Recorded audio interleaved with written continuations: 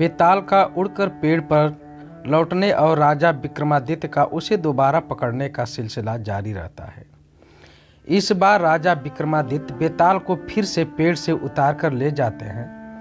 रास्ते में बेताल राजा से कहता है, मार्ग बहुत बड़ा है, चलो मैं तुम्हें एक और कहानी सुनाता हूँ, इसे तुम ध्यान से सुनना।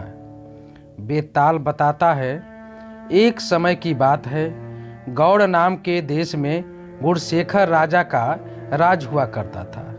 राजा इतना बलवान था कि उसकी चर्चा दूर दूर के राज्यों तक फैली हुई थी। उस राजा की 3 सुंदर बेटियां थी। तीनों इतनी कोमल थी कि राजा को अक्सर उनकी चिंता लगी रहती थी।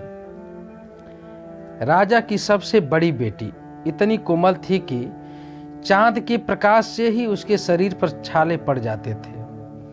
दूसरी बेटी को गुलाब के फूल जैसी नाजुक चीज से टकराने पर भी चोट लग जाती और खून बहने लगता था। तीसरी बेटी के कानों में किसी के चलने या कुछ टूटने की आवाज पहुंचते ही उसके हाथ पांव पर छाले पड़ जाते थे। हर कोई उनकी इस कोमलता के बारे में सुनकर हैरान रह जाता था। कई राजकुमार उनसे शादी भी करना चाहते थे, लेकिन उनकी कोमलता के बारे में जानकर पीछे हट जाते थे। राजा को उनकी शादी की चिंता सताने लगी। उन्हें लगने लगा कि इस कठोर संसार में उसकी कोमल बेटियां कैसी जी पाएंगी। तब राजा ने फैसला लिया कि वो सबसे पहली बेटी को हरदम छांव में ही रखेंगे, ताकि किसी तरह की रोशनी की वजह से उसके शरीर पर छाले न पड़े। राजा ने दूसरी बेटी को हल्के कपड़ों और गहनों के साथ ऐसी जगह रखने का फैसला किया जहां कोई भी चीज उससे न टकराए। राजा ने तीसरी बेटी को ऐसी जगह रखा जहां किसी की भी आवाज न पहुंच पाए। इसी दौरान एक पड़ोसी के राज्य का राजकुमार उसकी कोमलता के बारे में सुनने के बाद गौड़ देश पहुंच गया। उसने सबसे पहले राजकुमारी के चेहरे को गुलाब के फूल का स्पर्श कराया, जिससे राजकुमारी के चेहरे पर घाव के निशान बन गए। राजकुमार हैरान रह गया। इसके बाद उसने दूसरी राजकुमारी को चांदनी रात में बाहर जाने को कहा, लेकिन जब राजकुमारी ने मना कर दिया तो वह उसे खिड़की के पास ले गया जहां चांद की रोशनी पड़ रही थी। चांद की रोशनी राजकुमारी पर पड़ते ही उसके शरीर पर छाले पड़ गए।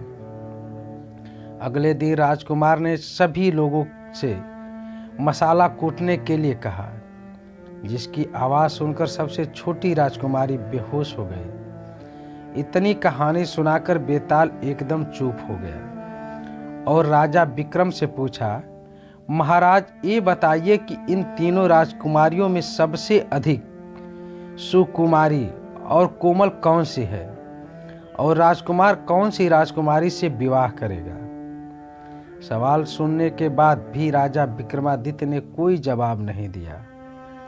गुस्से में बेताल ने कहा, राजन, जवाब पता होने पर भी आप उत्तर नहीं देंगे तो मैं अपने तेज से आपका सिर धड़ से अलग कर दूंगा। इतना सुनने के कुछ देर बाद राजा बोले, तीसरी राजकुमारी सबसे अधिक सुकुमारी है, क्योंकि बिना कुछ किए ही उसके हाथ पैर पर छाले पड़ रहे थे और वो बेहोश हो रही थी। वो सिर्फ तन से नहीं, मन से भी कोमल है। इसी वजह से राजकुमार सबसे छोटी राजकुमारी से शादी करेगा। जवाब मिलते ही बेताल राजा विक्रम की पीठ से उड़कर फिर से पेड़ पर जा लटकता है और राजा उसके पीछे पीछे जंगल की ओर भागते हैं। कहानी से सीख,